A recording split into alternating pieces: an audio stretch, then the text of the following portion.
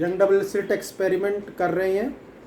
तो young double slit experiment में हमें कराना है दो लाइट सोर्सेज का इंटरफेरेंस, उनको सुपर इम्पोज कराना है और उससे कुछ पॉइंट ऐसे होंगे जहाँ पर इंटेंसिटी होगी 4I1 और कुछ पॉइंट ऐसे होंगे जहाँ पर इंटेंसिटी होगी 0।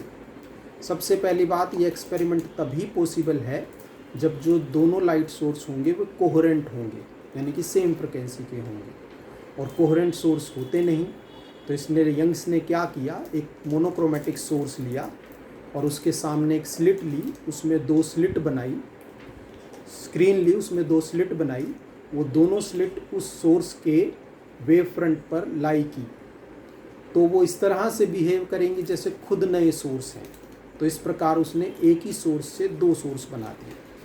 तो उसने क्या किया, एक सोर्स लिया, उसके सामने दो स्लिट ली, ये दोनों स्लिट इस सोर्स के वेव फ्रंट पर आएंगी, तो इस तरह से बिहेव करेंगी जैसे खुद नए सोर्स हैं, और उनकी वेव यहाँ किसी पॉइंट P पर जाकर सुपर इम्पोज करेगी।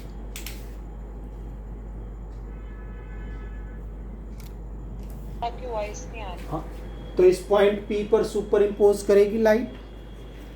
हाँ, अब पहली बात तो इससे यहाँ पर बनेगा ब्राइट बैंड, फिर डार्क, फिर ब्राइट, फिर डार्क, फिर ब्राइट, फिर डार्क, फिर ब्राइट, ऐसे बनेगा।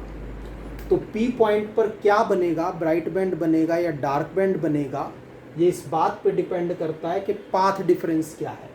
S2 ने जो वेव ने जो पाथ ट्रेवल्ड किया और S1 ने जो पाथ ट्रेवल्ड किया, उन आप देख रहे हो S2 ने ज़्यादा पाथ ट्रेवल्ड किया है और S1 ने कम पाथ ट्रेवल्ड किया है, तो इन दोनों में एक पाथ डिफरेंस क्रिएट हो जाएगा। हाँ, उस पर ही डिपेंड करेगा कि P पर क्या इंटेंसिटी है।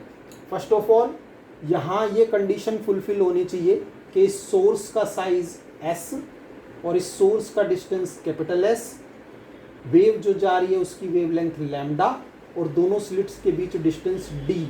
तो lambda by D S by S से बड़ा होना चाहिए अगर इंटरफेरेंस आपको कराना है तो।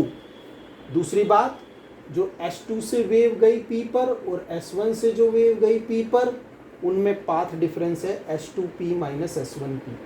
ये ट्राइंगल हम ले लेते हैं, ये एक राइट एंगल ट्राइंगल है। तो S2P की वैल्यू होगी बेस का स्केयर प्लस परपेंडिकुलर का square under the root d square y plus d/2 whole square under the root. S1P की वैल्यू होगी बेस का स्केयर प्लस परपेंडिकुलर का स्केयर अंडर द रूट। इस सिचुएशन में परपेंडिकुलर आएगा ये y minus d/2, d square plus y minus d/2 whole square under the root. अब हम करते क्या है, d स्केयर को कॉमन ले लेते हैं, तो d स्केयर कॉमन आएगा तो बाहर d आएगा, ये हो जाएगा 1, ये हो जाएगा y प्लस d/2/d का होल स्केयर, इसी तरह से ये 1 y माइनस d/2/d का whole square under the root.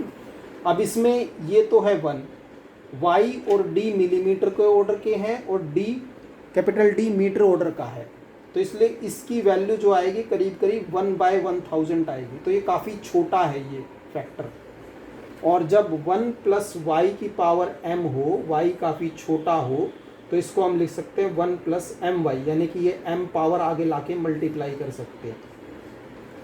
हाँ, तो यही काम हमने किया, ये हाफ पावर लाके आगे मल्टीप्लाई कर दी इन दोनों फैक्टर्स में ऐसे।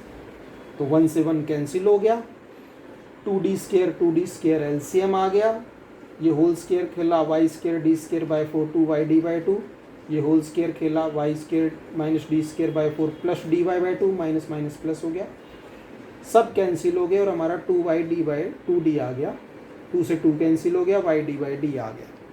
तो ये पाथ डिफरेंस आ गया, जो S2 से वेव चली P पर और S1 से जो वेव चली P पर, उसमें ये पाथ डिफरेंस आ गया। अगर ये पाथ डिफरेंस n लैम्डा के मल्टीपल में होगा तो P पॉइंट पर 4I इंटेंसिटी होगी, एक ब्राइट बैंड फॉर्म होगा। और अगर ये पाथ डिफरेंस λ/2 के ओड मल्टीपल पे होगा तो P पॉइंट पर 0 इंटेंसिटी होगी, एक डार्क बैंड फॉर्म होगा। तो हमने फर्स्ट केस लिया, y/d को हमने पाथ डिफरेंस n लैम्डा रख दिया, तो हमारा मैक्सिमम की कंडीशन आ गई y = n λ d/d।